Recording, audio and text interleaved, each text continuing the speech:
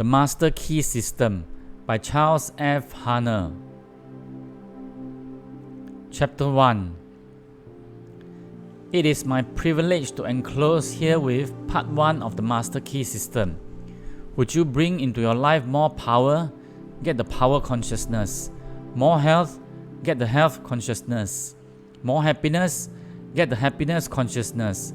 Leave the spirit of these things until they become yours by right. It will then become impossible to keep them from you. The things of the world are fluid to a power within man by which he rules them. You need not acquire this power. You already have it. But you want to understand it, you want to use it, you want to control it, you want to impregnate yourself with it, so that you can go forward and carry the world before you. Day by day, as you go on and on, as you gain momentum, as your inspiration deepens, as your plans crystallize, as you gain understanding, you will come to realize that this world is no dead pile of stones and timber, but that it is a living thing. It is made up of the beating hearts of humanity. It is a thing of life and beauty. It is evident that it requires understanding to work with material of this description, but those who come into understanding are inspired by a new light, a new force. They gain confidence and greater power each day. They realize their hopes and dreams come true. Life has a deeper, fuller, clearer meaning than before. And now, Part 1.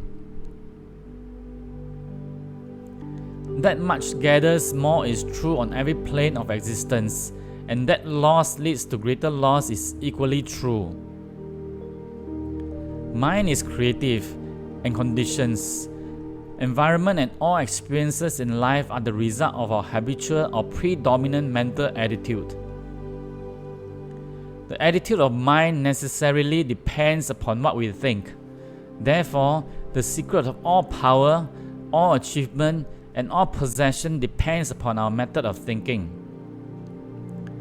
This is true because we must be before we can do, and we can do only to the extent which we are, and what we are depends upon what we think. We cannot express powers that we do not possess.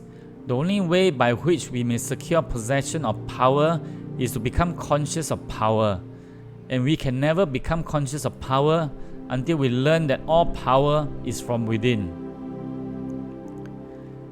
There is a world within, a world of thought and feeling and power, of light and life and beauty, and, although invisible, its forces are mighty. The world within is governed by mind. When we discover this world, we shall find the solution for every problem, the cause for every effect. And since the world within is subject to our control, all laws and power and possession are also within our control. The world without is a reflection of the world within. What appears without is what has been found within. In the world within may be found infinite wisdom, infinite power, infinite supply of all that is necessary, waiting for unfoldment, development, and expression. If we recognize these potentialities in the world within, they will take form in the world without. Harmony in the world within will be reflected in the world without by harmonious conditions, agreeable surroundings, the best of everything. It is the foundation of health and necessary essential to all greatness, all power, all attainment, all achievement, and all success. Harmony in the world within means the ability to control our thoughts and to determine for ourselves how any experience is to affect us. Harmony in the world within results in optimism and affluence. Affluence within results in affluence without. The world without reflects the circumstances and the conditions of the consciousness within. If we find wisdom in the world within, we shall have the understanding to discern the marvelous possibilities that are latent in this world within, and we shall be given the power to make these possibilities manifest in the world without. As we become conscious of the wisdom in the world within, we mentally take possession of this wisdom, and by taking mental possession, we come into actual possession of the power and wisdom necessary to bring into manifestation the essential necessary for our most complete and harmonious development. The world within is the practical world in which the men and women of power generate courage, hope, enthusiasm, confidence, trust, and faith, by which they are given the fine intelligence to see the vision and the practical skill to make the vision real. Life is an unfoldment, not a creation. What comes to us in the world without is what we already possess in the world within. All possession is based on consciousness. All gain is the result of an accumulative consciousness. All loss is the result of a scattering consciousness. Mental efficiency is contingent upon harmony. Discord means confusion. Therefore, he who would acquire power must be in harmony with natural law. We are related to the world without by the objective mind. The brain is the organ of this mind, and the cerebrospinal system of nerves put us in conscious communication with every part of the body. This system of nerves responds to every sensation of light, heat, odor, sound, and taste. When this mind thinks correctly, when it understands the truth, when the thoughts sent through the cerebrospinal nervous system to the body are constructive, these sensations are pleasant, harmonious. The result is that we build strength, vitality, and all constructive forces into our body, but it is through the same objective mind that all distress, sickness, lack, limitation, and every form of discord and inharmony is emitted to our lives. It is therefore through the objective mind, by wrong thinking, that we are related to all destructive forces. We are related to the world within by the subconscious mind. The solar plexus is the organ of this mind. The sympathetic system of nerves presides over all subjective sensations, such as joy, fear, love, emotion, respiration, imagination, and all other subconscious phenomena. It is through the subconscious that we are connected with the universal mind and brought into relation with the infinite constructive forces of the universe. It is the coordination of these two centers of our being and the understanding of their functions which is the great secret of life. With this knowledge, we can bring the objective and subjective minds into conscious cooperation and thus coordinate the finite and the infinite. Our future is entirely within our own control. It is not at the mercy of any capricious or uncertain external power. All agree that there is but one principle of consciousness pervading the entire universe, occupying all space, and being essentially the same in kind at every point of its presence. It is all-powerful, all wisdom, and always present. All thoughts and things are within itself. It is all in all. As there is only one consciousness in the universe that is able to think, it necessarily follows that your consciousness is identical with the universal consciousness. Or, in other words, all mind is one mind. There is no dodging this conclusion.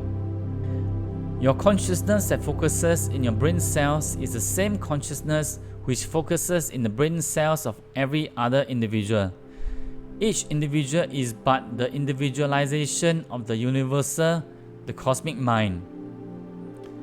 The universal mind is static or potential energy.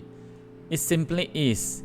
It can manifest only through the individual, and the individual can manifest only through the universal. They are one. The ability of the individual to think is his ability to act on the universal and bring into manifestation. Human consciousness consists only in the ability of man to think. Mind in itself is believed to be a subtle form of static energy, from which arises the activities called thought, which is a dynamic phase of mind. Mind is static energy. Thought is dynamic energy, the two phases of the same thing. Thought is therefore the vibratory force formed by converting static mind into dynamic mind. As the sum of all attributes are contained in the universal mind, which is omnipotent, omniscient, and omnipresent, these attributes must be present at all times in their potential form in every individual. Therefore, when the individual thinks, the thought is compelled by its nature to embody itself in an objectivity or condition which will correspond with its origin.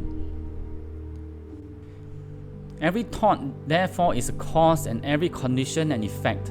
For this reason, it is absolutely essential that you control your thoughts so as to bring forth only desirable conditions. All power is from within and is absolutely under your control. It comes through exact knowledge and by the voluntary exercise of exact principles. It should be plain that when you acquire a thorough understanding of this law and are able to control your thought processes, you can apply it to any condition. In other words, you will have come into conscious cooperation with omnipotent law, which is the fundamental basis of all things. The universal mind is the life principle of every atom which is in existence. Every atom is continually striving to manifest more life. All are intelligent, and all are seeking to carry out the purpose for which they are created. A majority of mankind lives in the world without. Few have found the world within, and yet it is the world within that makes the world without. It is therefore creative, and everything which you find in your world without has been created by you in the world within. This system will bring you into a realization of power which will be yours when you understand this relation between the world without and the world within. The world within is the cause, the world without the effect. To change the effect, you must change the cause.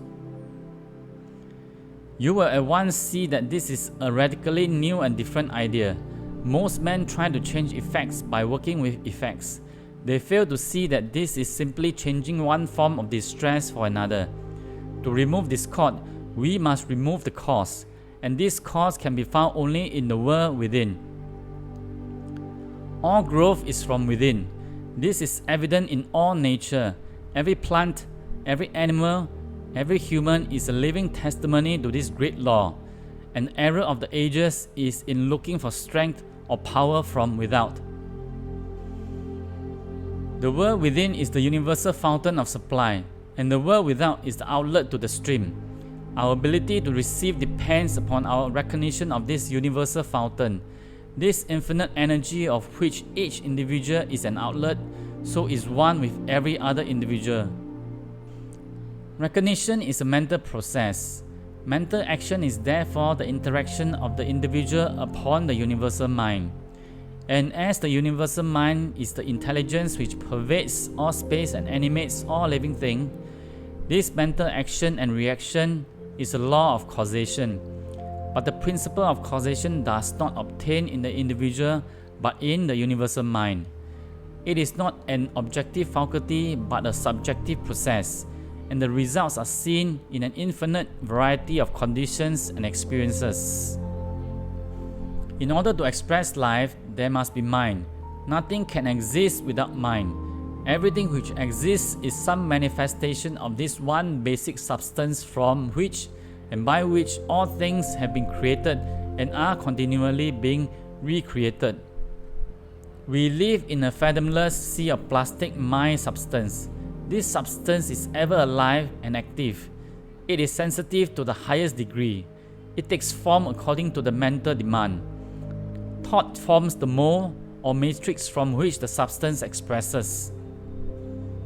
Remember that it is in the application alone that the value consists, and that a practical understanding of this law will substitute abundance for poverty, wisdom for ignorance, harmony for discord, and freedom for tyranny.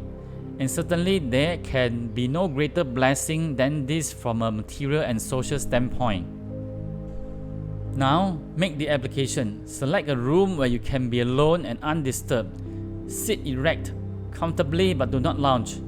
Let your thoughts roam where they will, but be perfectly still for from 15 minutes to half an hour. Continue this for 3 or 4 days or for a week until you secure full control of your physical being. Many will find this extremely difficult. Others will conquer with ease. But it is absolutely essential to secure complete control of the body before you are ready to progress. Next week, you will receive instructions for the next step. In the meantime, you must have mastered this one. Thank you for listening. It's been a pleasure to read this out to you. Have a fantastic day.